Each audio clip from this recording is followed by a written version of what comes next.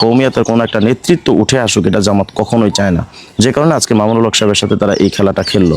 আসসালামু আলাইকুম রহমতুল্লাহি ওয়া বারাকাতুহু। দর্শক, আজকে অত্যন্ত ভারাক্রান্ত হৃদয় নিয়ে একটি বিষয় আপনাদের সামনে তথ্য দিতে এসেছি।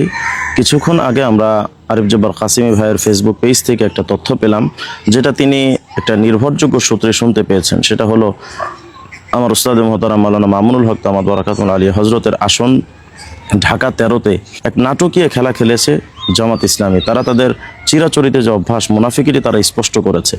বিষয়টা ছিল এমন যে যখন 138টা কেন্দ্রের মধ্যে 80টা কেন্দ্রের ফলাফল যখন মামুনুল হক সাহেবের পক্ষে আসলো, তখন ইতিমধ্যে ববি হাজ্জাজ তিনি টের পেয়েছেন যে তিনি হারতে যাচ্ছেন। তিনিও মানসিকভাবে একটা প্রস্তুতি নিচ্ছিলেন এবং কিভাবে এই হারের ব্যাপারটা পাবলিকলি মিডিয়াতে এসে বলবেন সেই বিষয়টাও তিনি ক্লিয়ার করছিলেন। এদিকে জামাত ইসলামের সেক্রেটারি জেনারেল মিয়া গোলাম পরওয়ার যখন হেরে গেছে, সিদ্ধান্ত চলে আসছে, ওদিকে জামাতের নায়েবে আমির ডক্টর তাহেরের ব্যাপারটাও অনেকটা দোদুল্যমান, যে তিনি পারবেন কি পারবেন এমন একটা দোদুল্যমান হালত ছিল। রাত 12টার পরে যখন আমিরে জামাত শফিকুর রহমানের আসনটা যখন একেবারে মোটামুটি অনেকেই কনফিডেন্স ছিলেন যে তিনি হারতে যাচ্ছেন, ঠিক এই মুহূর্তে জামাত ভাবলো যে আমাদের আমির, নায়েবে আমির, আমাদের জেনারেল সেক্রেটারি তারা যদি ক্ষমতায় সংসদে না যেতে পারেন এবং মামুনুল হক সাহেব যদি এই মুহূর্তে জিতে যান, তাহলে তো আগামী সংসদে মামুনুল হক সাহেব তিনি বিরোধী দলীয় নেতা হয়ে যাবেন।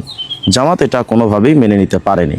যে কারণে জামাত জরুরি ভিত্তিতে আদাবর, মোহাম্মদপুর, শেরেবাংলা যত এলাকায় যত মামুনুল হক সাহেবের কেন্দ্রগুলো পাহারা দিতে জামাত শিবিরের যত কর্মী ছিল সবাইকে সেখান থেকে তুলে নিয়ে আসা হয়। কেউ যেন তাদের পাহারায় যেন কেউ না থাকে, কারণ তাদের মূল টার্গেট ছিল এখন মামুনুল হক সাহেবকে যে কোনোভাবে হারাতে হবে।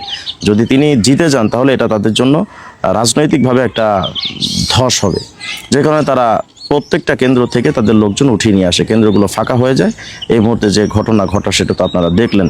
অবশেষে কওমি অঙ্গনের একটা নেতৃত্বের বিরাট একটা আঘাত এনে দিল জামাত তাদের চিরাচরিত মুনাফিকি দিয়ে। আমার আখের কথা হলো, যেই জামাত ইসলাম তাদের এতটা উপকারী এক বন্ধুকে এভাবে পেছন থেকে ছুরিকাঘাত করে নির্বাচন থেকে ছিটকে ফেলতে পারে, সেই জামাত আদৌ কখনো কওমিয়াতের কোনো একটা আসনে বা কওমিয়াতের কোনো একটা নেতৃত্ব উঠে আসুক, এটা জামাত কখনোই চায় না। যে কারণে আজকে মামুনুল হক সাহেবের সাথে তারা এই খেলাটা খেললো। এই জন্য আমরা কওমি মাদ্রাসার সকল দেওবন্দি চেতনার মতদর্শের আলেম ওলামা এবং সমর্থকদেরকে বলবো, জামাতের মুনাফিকি থেকে আমাদের বেঁচে থাকা উচিত।